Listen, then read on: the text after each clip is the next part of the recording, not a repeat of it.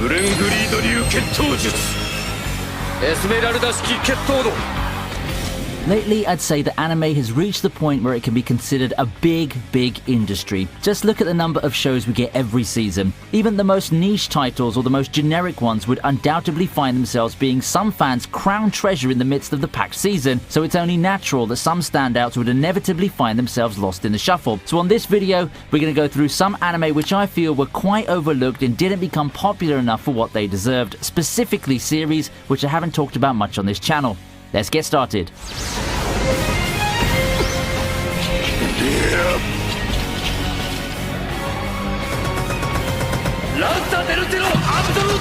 It's no secret that I'm a fan of the urban fantasy genre featuring superpowered teens. You guys might be familiar with this genre thanks to some nice anime like The Index, Fate, and a bit more recently, Bungo Stray Dogs and Noragami. In the midst of all the great shows in the spring 2015 season is Blood Blockade Battlefront. Considering that this is the season Soma, Hachiman and Bell made their debuts, Nisekoi Waifu Wars were in full swing and UBW finished off with a bang. It's not too hard to get lost in the shuffle. Not helping things is that despite being a show with a colourful cast blessed with interesting abilities, this series revolving around Leonardo Watch and his extraordinary experiences in Hell Salem's Lot ends up being a mostly episodic mishmash of adventures. I still think the show is quite nifty and definitely no slouch in terms of style. The episodic feel might not be for everyone, but I didn't feel bored watching it and eagerly look forward to the next episode when it was airing. In the end though, I think that despite some people's opinions of Blood Blockade Battlefront being a style over substance show thanks to its episodic nature, it ultimately holds up and is a fun way to get yourself lost in some good old anime fun. The characters are fun and the art and the action are all enjoyable enough for the show to be one of the better popcorn series right around the middle of the decade.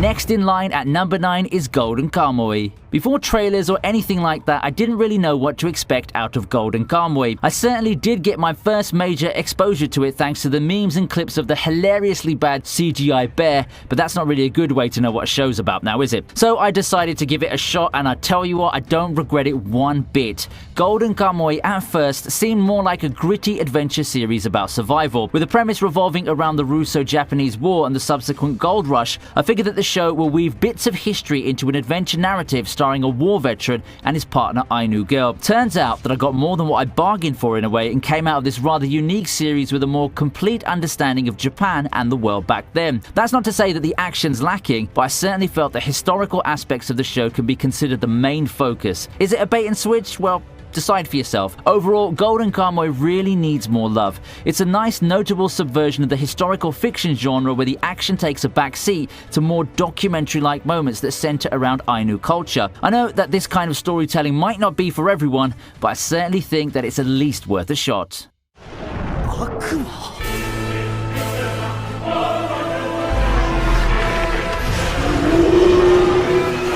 Cygames fans, especially those keeping their wallets thin and testing the never-ending gamble of the gacha with Granblue Fantasy and Shadowverse, might recognize a lot of familiar faces here. You see, Cygames has this habit of somewhat remaking and reorienting characters in their IP with their various franchises, which explains the sense of deja vu brought about by their first crack at an animated tie into one of their mobile games. Before hitting big internationally with GBF and Shadowverse, Cygame had this mobile game called Rage of Bahamut, and its animated tie-in is probably one of the more overlooked titles out there as far as Cygames series are concerned. I feel that the series got overlooked at first because it didn't seem to be anything too special. A medieval world of gods and demons has always been a tried and tested trend, but the fact that it's a tie-in to a game might have raised some red flags to someone back in 2014. I mean, I love the Wicross anime and most card game shows, but let's face it, most tie-in series just don't break a lot of new ground unless they're already tied to a big franchise from the get-go. However, the ever-escalating stakes, the brilliant characters, and the nice art and world design completely surpassed my expectations. Rage of Bahamut Genesis might seem like your typical high fantasy, but it's one show that will surely catch anyone's low expectations off guard and create an anime to remember. Cygames and Studio Mappa managed to take a card game world and make an absolute winner out of it.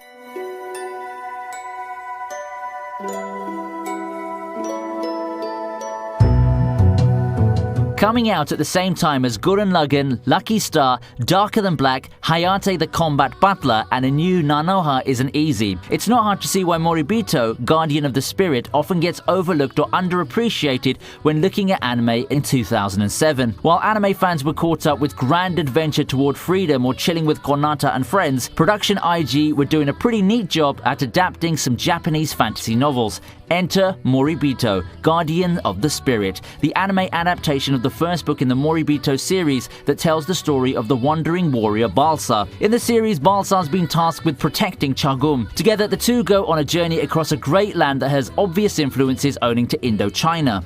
Sounds familiar? Well, it should do. In spite of the seemingly standard premise, Moribito more than makes up for it in terms of execution and character development. The art's also an extremely strong suit, with palettes resembling those you'd often see in theatrical productions. If you enjoy stuff like Sword of the Stranger or Rurouni Kenshin, Moribito might be to your liking. It may have been overlooked for over a decade, but I think the Moribito is a prime example of gems that you can find if you just dig hard enough.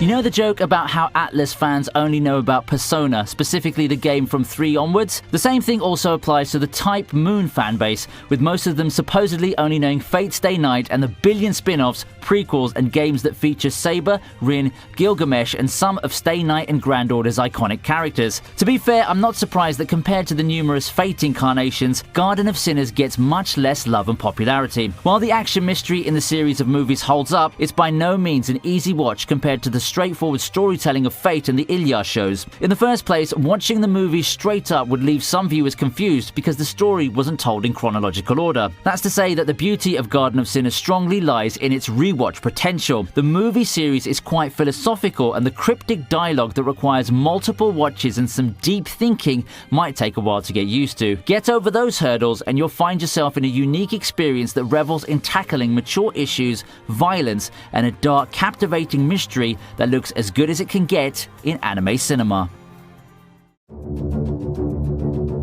Now, I think like Garden of Sinners before, Akatsuki no Yona is a title that most casual watchers have a brief familiarity with. You might have heard of the name before, or you might have seen some pictures of it with its signature art style and character designs. Akatsuki no Yona, known as Yona of the Dawn, can be described as Princess Yona's coming-of-age story. Born as the sole heir to the throne, her sheltered life of luxury quickly takes a downturn at the murder of her father. Barely escaping with her childhood friend, Yona's life turns upside down as she sees firsthand the real state of the kingdom. Her request to reclaim the throne won't be easy, but it'll certainly be a dramatic and grand eye-opener. In a vacuum, I don't think the series is really overlooked or underappreciated. It does have a fan base and was quite a niche hit back in 2014, but you've got to remember that 2014 was also the year of Your Lie in April, Parasite, Tokyo Ghoul, Nisekoi, and No Game No Life. However, I certainly didn't see a lot of people talking about Yona relative to what I actually think it deserves. Visually stunning with an extremely engaging plot, Akatsuki no Yona, in my opinion,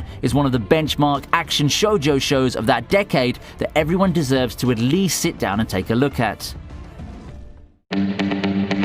This is a real curious case in my opinion. Battleship Yamato 2199 is one of the most enduring series with a legacy to speak of. To give you a bit of context, it's a series that revolutionized the space opera genre in anime, and some people have called it the medium's equivalent of Star Trek. That's why when the remake started coming in a couple of years back, I wasn't surprised when it was one of the key recipients of the remake treatment. Nonetheless, at this time, it sits in the thousands in mal-popularity, and not a lot of people really talked about it back in 2012. I guess it was the medium of distribution to blame back then. After all, instead of giving us the remake in a full series, it had quite an erratic schedule that caused it to start in 2012 and finish in late 2013. And that is a shame really, because I think mostly that the remake of Battleship Yamato 2199 is one of the better ones out there. The transition of the series from the 70s to the modern era was done seamlessly and masterfully. It's a remake that does justice to the legendary anime that helped bring about the rise of the sci-fi genre in its time, and if you're itching to watch a remake of some oldies, make sure you don't give this title a pass.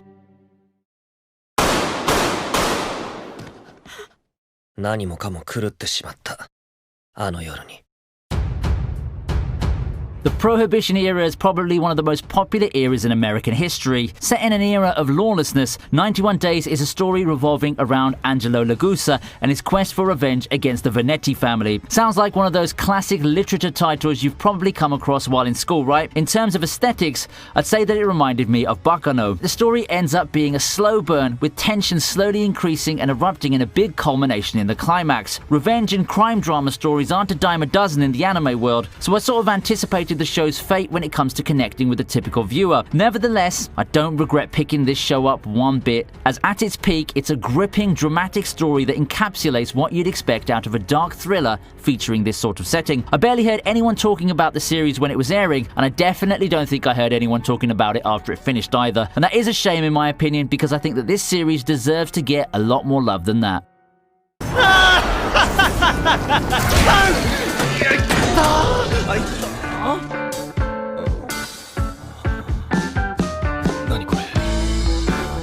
2018 was a year of hard hitters, and among the series introduced during that year, Hina Matsuri is by far one of the funniest ones out there. The story of Nita's misadventures with Hina got quite a bit of traction when it aired a couple of years back, but I think the popularity it got was a bit less than what it actually deserved. Given how funny the show is and how witty it is as a comedy, I think that Hina Matsuri is a show that would be great to recommend to anyone who craves some quick laughs. The show's extremely strong in terms of writing its characters and their quirks. The jokes come out of left field and would leave anyone in stitches for hours on end. Comedy, character reactions, directions and timing all come together to make this one of the best comedies of the year. I think that the show deserves more love than it got from the general community. And actually, now that I think about it, it was probably one of my favorite non-sequel animes of 2018. If you love comedy anime, please do yourself a favor and watch it. It will be the best decision of your life. 檻の中の地獄の釜の底で壮絶な日々を戦い抜いた7人の男たちがいた。彼らを支えていたのは勇気と根性と絆だった。